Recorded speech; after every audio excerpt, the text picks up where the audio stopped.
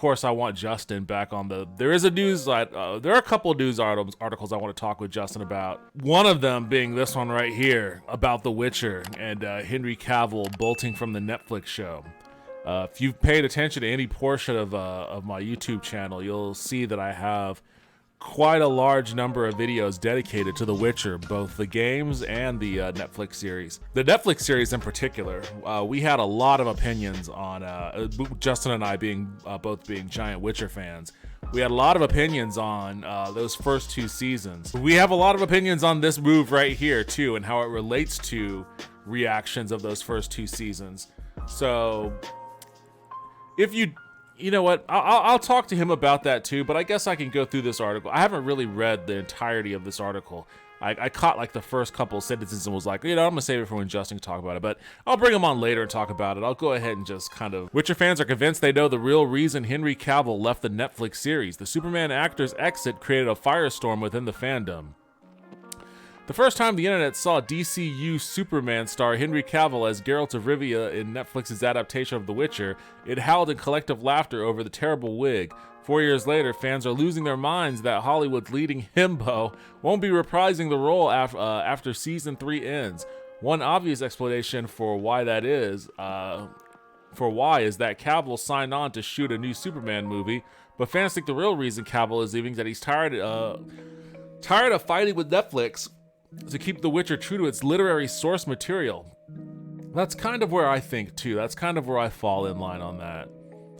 The surprising news of Cavill's impending departure was shared yesterday in a statement by Netflix that also announced Liam Hemsworth of Hunger Games fame and the middle Hemsworth brother would be taking over the role in season 4.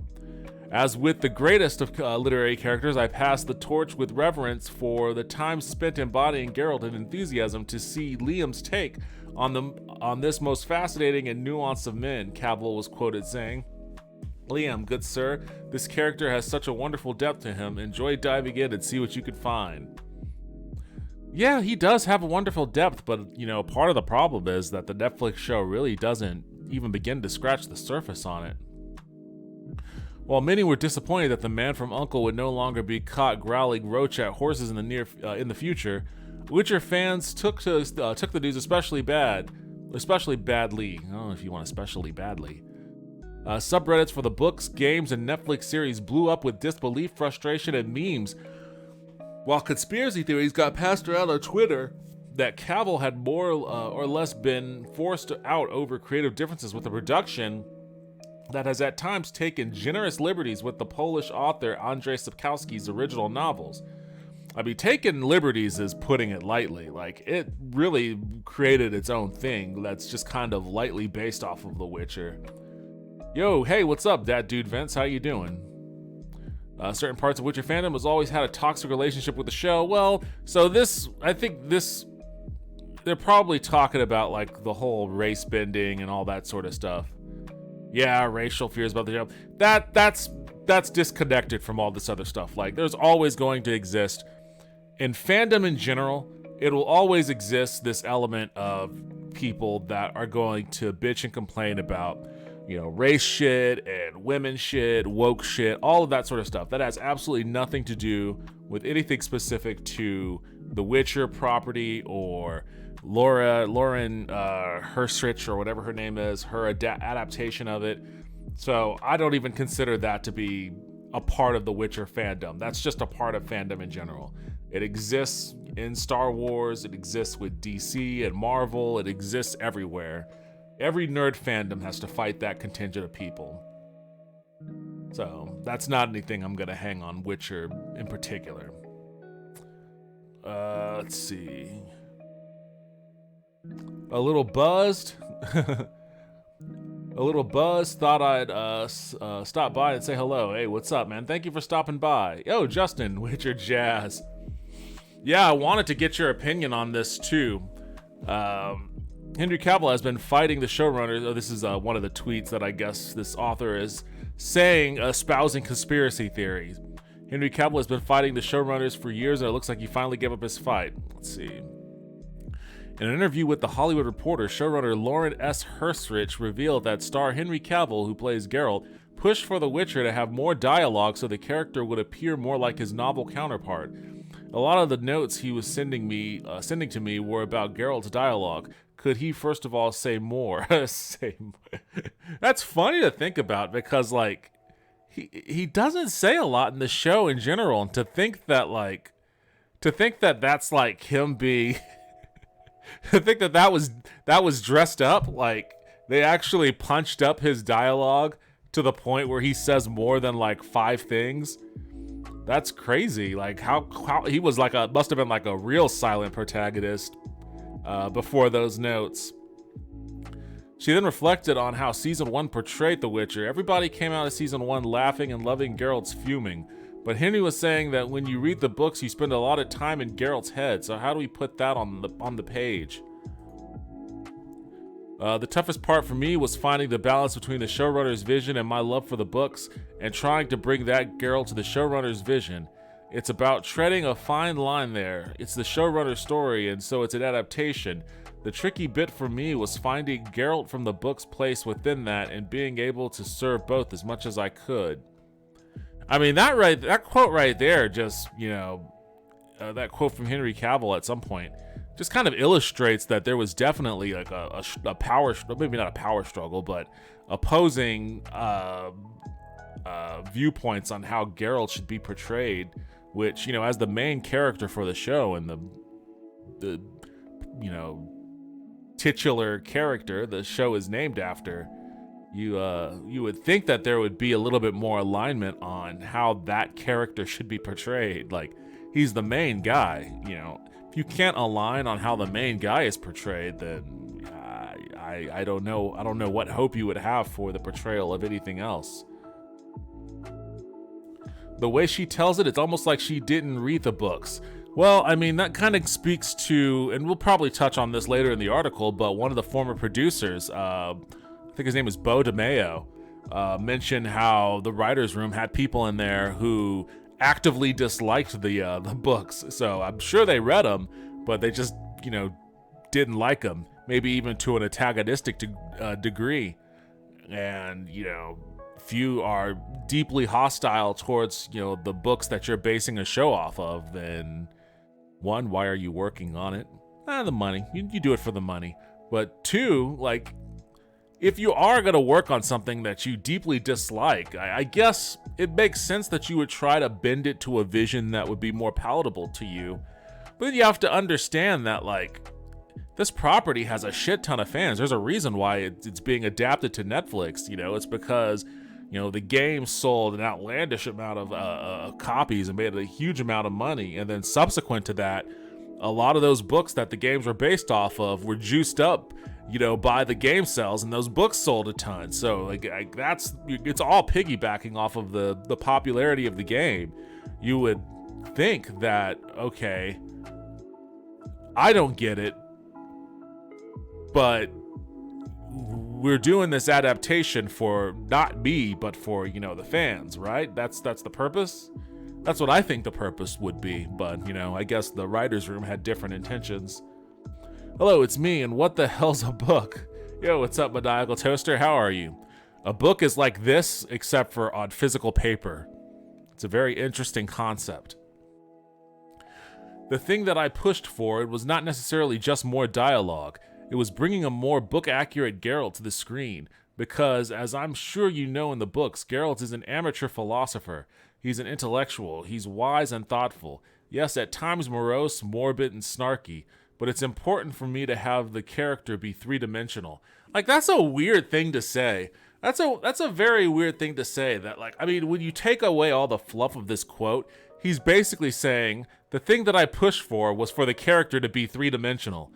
And why would you have to push for that? I get the sense that if this wasn't based on The Witcher, if this was just some other fantasy thing, like an original fantasy story, that they took the script and showed it to Henry Cavill and like, hey, we want you to be in this, he would probably have passed on it. And one of the reasons why he probably would have passed on it was because he probably would have noted that the main character that they wanted him to portray was a 2-dimensional character. Like, that's crazy. Like, and he's right to a degree about how Geralt is portrayed in the book. He is all of those things. Intellectual, I feel like pseudo-intellectual is probably a little bit more accurate for Geralt. I mean, he is a philosopher of sorts. I wouldn't consider him to be I guess wise is okay, but he's not particularly smart. He's really kind of bitchy, honestly. Like, he's a little bitchy in the books. Like, and the funny thing is, the thing that really bugged me about the show is they never got his relationship with Dandelion right. Like, Lauren Hirstrich, or how I always fuck up her name. You know, she had that quote earlier where she was like, okay, Geralt spends a lot of time in his head. How do we put that on the page? And you put that on the page by putting another character next to him so that he could express those things in his head. You know, maybe not directly. Maybe it's not like a exposition dump kind of expressing of his mental over his thought processes or whatnot. But, you know, you put another character there for him to have an interaction with so that he can, you know, portray his inner thoughts either directly or indirectly.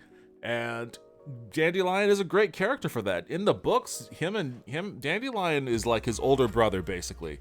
Like, Geralt is like the younger brother to Dandelion. It's not the other way around.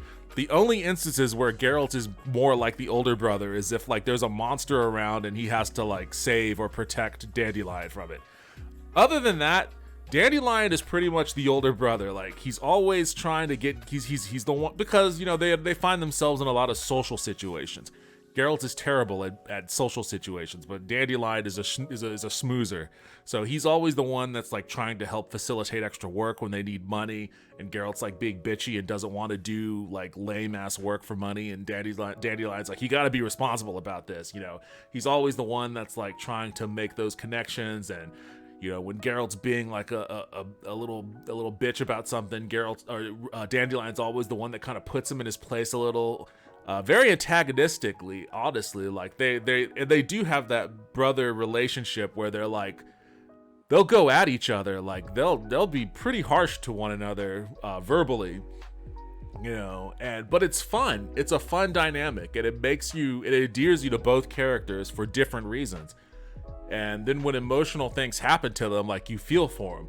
You know, so they could have built a more brotherly relationship with Dandelion and Geralt, and then have a more three-dimensional Geralt, you know, have a little more of his inner thoughts be expressed through his interactions with Dandelion, and, you know, have a happier star for your show. And just a better product too. Like, they just did. The showrunners, I get it. You know, they didn't know how to adapt these books, and they probably didn't want to know because it sounds like they didn't like them. We wanted the show to be good, but they wanted it to suck. I will not elaborate further. They completely snatched defeat from the jaws of victory here. They could have just made Witcher adventures that felt like the games, and people would have eaten it up. I mean, they definitely wanted to compete with Game of Thrones. Like, they wanted to go into that space when Game of Thrones had finally ended, and then there were no fantasy TV shows either up for release or even in the works at that time. I think maybe Wheel of Time was being talked about, but, you know, there was a gap. So they wanted to make sure that they had a Game of Thrones-esque fantasy epic that could stand on its own against Game of Thrones's deep character driven geopolitical fantasy escapades. And, you know, that's not really what The Witcher is, and they tried to fashion it into that, and as you can see, they met with varying degrees of not success. And it's tricky to do, as I was saying earlier, because there's a certain vision and there's a certain set, storyline, and plot. And so it was about me trying to find Geralt's place within all that, or within that. All of my asks and requests were along the lines of just being faithful to the source material. It sounds like he had a lot. It sounds like he had a lot of asks and requests. I remember reading a story in the, maybe it's in that article, but there was a story about the second season where, in the episode in the second season where that Drake or Dragon, Stone Dragon or whatever, kills Roach.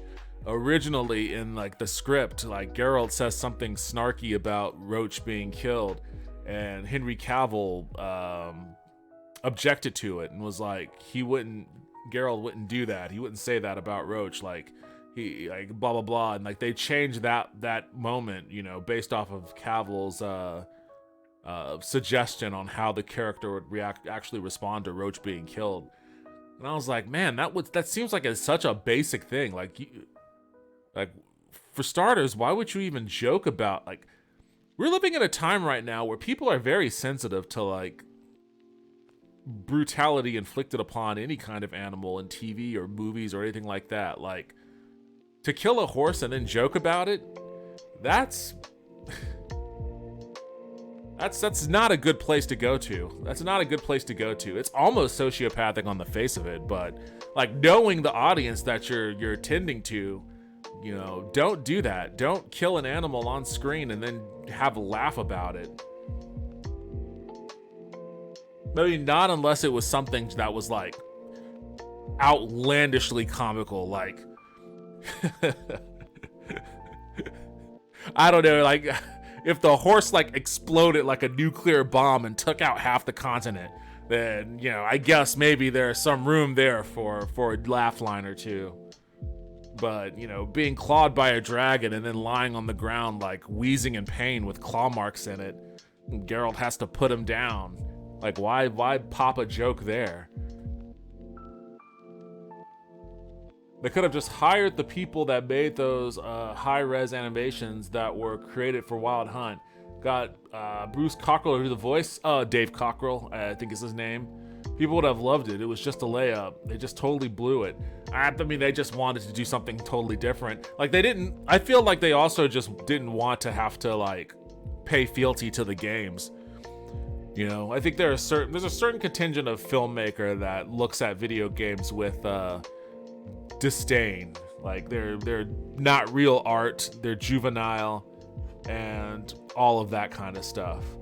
Like, they talked about, whenever you hear her talk about their adaptation of The Witcher, they will always talk about the books. They don't ever mention the games. And I think a part of that is because, you know, there is, like, the games take place after the books, and, you know, CD Projekt Red made up their whole story, their all new storylines, in order to accommodate for what happened in the books, without having to adapt the books, without having to figure out how to adapt the books, and without really having to mess with anything within those books. The books are the books. They're their own things. Everything that happened in the books happened, and the games just pick up, you know, afterwards. And the show, you know, it's an adaptation, or they wanted to posit themselves as an adaptation of the books. And, you know, as the books took place before the games, you don't have to mention the games.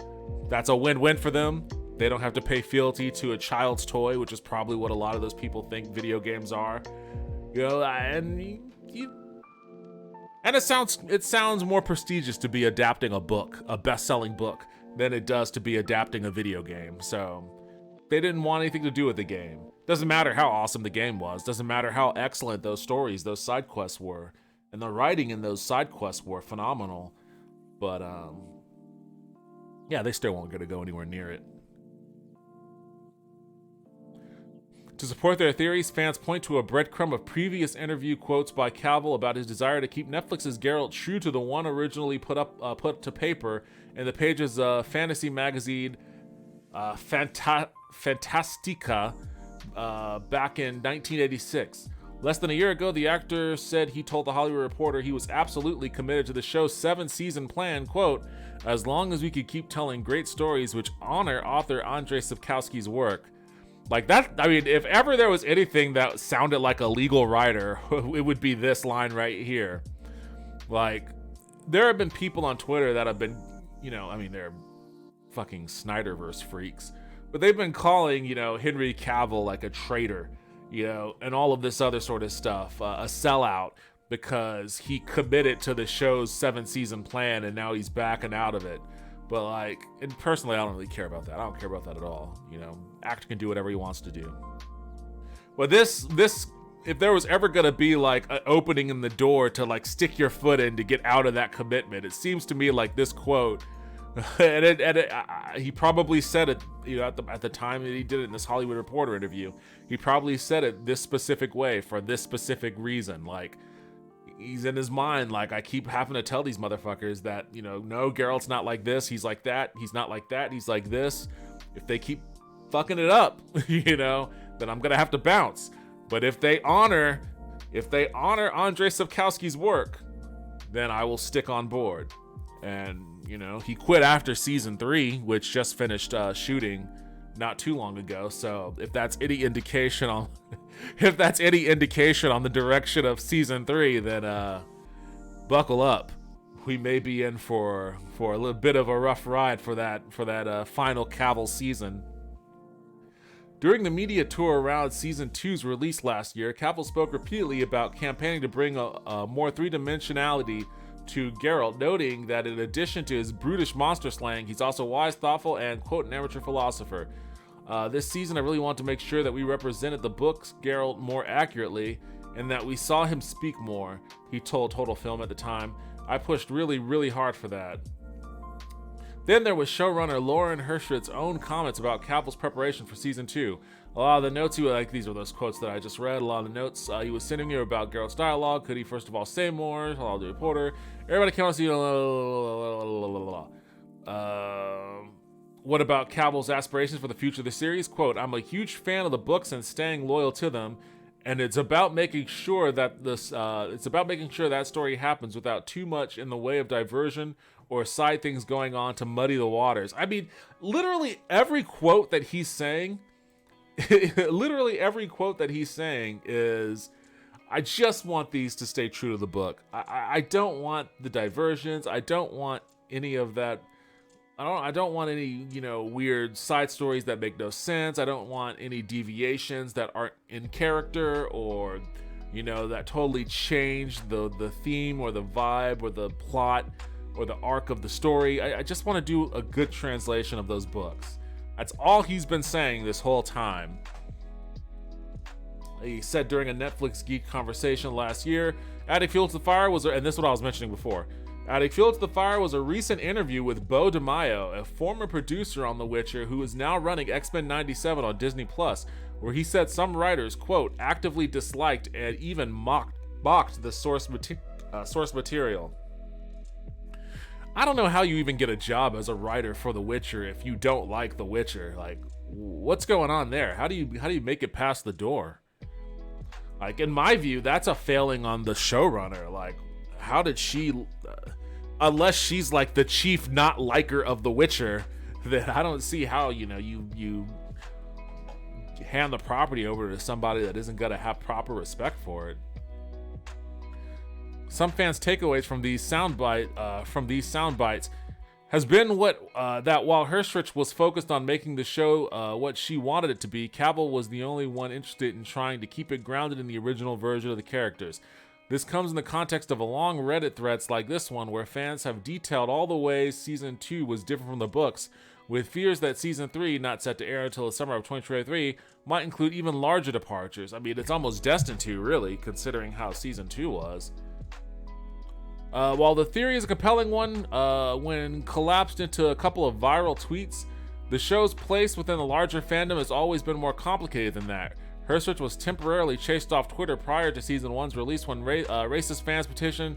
See, again, that's not anything specific to Witcher. That's just the shitty aspects of geek fandom that's going to always attack anything that will give them the perception of wokeness. And in this particular instance, casting, you know, a black Fringilla and, you know, having a woman showrunner, like, all of that shit was gonna pop those dudes off. So that's just an unfortunate aside to this whole saga. Then there were those on the edge of the fandom with no knowledge or interest in the grimdark fantasy series until Netflix spent tens of millions bringing it to life. Book purists are hurting the experience for new fans, wrote one user on the show's subreddit last year. Then there are fans of CD Projekt Red's Witcher video game trilogy, which takes huge liberties with storytelling and has effectively created its own parallel lore. It's not parallel lore, it's just a continuation. It takes place like the only real liberty that game takes with the story of the books, and spoiler alert for anyone that ever plans on reading the Witcher books, but at the end of the last book, Geralt dies, and I think he's spirited off to Avalon or something with Yennefer, but they just kind of retcon that little bit at the start of the first Witcher game, and then they just tell the whole new story from there. So it's really not that big of an impact on the Witcher, on the Witcher story, really, other than, but like the story that they were telling with Ciri, and Ciri again is like the main focal point of those novels. They brought that to a conclusion when she fucks off to fucking, Camelot. She goes off and she travels between dimensions. She leaves for another dimension, and in those, she doesn't even make an appearance in the first two Witcher games. They brought her back in Witcher 3 by just as easily, she travels through dimensions. She traveled back to the continent, easy as that. Like, there wasn't really any kind of need to like finagle the story in any way that would break pre-existing lore. Like, all the pre-existing lore is perfectly intact. They just found a relatively easy way to continue on. Whether Cavill was a purist on set is almost beside the point. I mean, no, it's not. He's the main guy. Not only is he the main guy, but like, he actively campaigned to get the role. And his being a purist, literally Cavill's being a Witcher purist, in addition to him being like a big name movie star, it's the reason why he got that role. Nobody was talking about Henry Cavill for this role before he was like, hey guys, I am a giant fan of these games and I want this role. Like, it's not an aside. I mean, it's the main thing. His role in season 2 clearly did little to prevent some of the narrative departures fans took the biggest issue with. I mean, he is still just, the star. He's not leading the writing room. But he was clearly the glue holding the show's disparate fandoms together. The fact that he loves PC gaming and painting Warhammer figures in his free time, and obviously was a big fan of Sapkowski's work, gave him huge street cred with even the worst diehard Witcher fans. Normies and newcomers loved him too, not because he's a pedant when it comes to the lore, but because he is a charismatic presence that did, in the end, manage to combine tenderness, ruthlessness, and a morbid wit into something deeper than his Halloween spirit costume initially suggested. I think the glue that held it together was really Henry Cavill as Geralt, former Kotaku senior critic Harper J said during a 2018 VG chat about the first season. With that glue gone, The Witcher Season 4 has its work cut out for it, with the circumstances around Cavill's leaving dogging at every turn. Whether Hemsworth is up to the task or not, the news at least comes with Season 3 already wrapped. Fans will get one last chance to return to the world with Cavill as an anchor. I'm sure I'll go fine. Yeah, it'll be interesting to see, nonetheless. I mean, it's 1,000% positive there was never any intention of turning Geralt into like a James Bond type character where there's like a new casting for him every couple of seasons.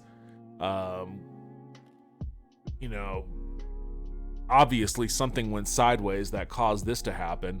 And I think that the speculation on what that something was isn't off the mark at all. I mean, would he have made this move if he hadn't gotten the Superman gig solidified again? I don't know about that. Maybe. It's possible. It's possible that securing Superman gave him a little bit more confidence to shirk his Witcher responsibilities. If he wasn't super enthused about being the Witcher anymore. It's possible that if he didn't get that Superman gig re-solidified, that he probably would come back for a season 4. It's hard to tell something like that, honestly, but, the fact remains is that after season 3, he is the Witcher no more. What a bummer. What a bummer. I actually really like his portrayal of Geralt. He does the good. He does a good facsimile of Doug Cockrell's voice. Is it Doug Cockrell? Or is it Dave Cockrell? I think I may have said Dave earlier. Yeah, it's Doug Cockrell. He does a pretty good facsimile of that dude's voice. I think he tried to bring a lot of nuance to the character. Most of the time he succeeded, but I think that he also had a lot going against him with, you know, the story as it was told. I mean, we'll just see if Liam Hemsworth can, you know, live up to. But again, like if they're not gonna hold true to the spirit of the character, then it doesn't matter. It's almost not even Geralt then. Like if they have no interest of creating a Geralt that is a reflection of how he is in the books and subsequently the games, then you may as well not even call him Geralt. Like it's gonna be Liam Hemsworth playing some other dude. Like they finally got rid of the guy that keeps trying to make Geralt. No more of that motherfucker coming at us with his notes, trying to get us to make Geralt. And now we're gonna have some other dude who, you know, probably isn't gonna be as, you know, headstrong and isn't so visibly the face of this property as, you know, Henry Cavill was. And he will have to play the Geralt that we want him to play. Hey everybody, thanks for watching the video. If you liked what you just saw, hit the like. If you want to see more, hit subscribe. I'd appreciate it if you did both. They would be very good for the channel and help me build the community here. If you have any kind of comments or opinions or anything like that, by all means drop them in the comment section below. I like engaging with y'all, want to do more of that, so thank you again and see you next time.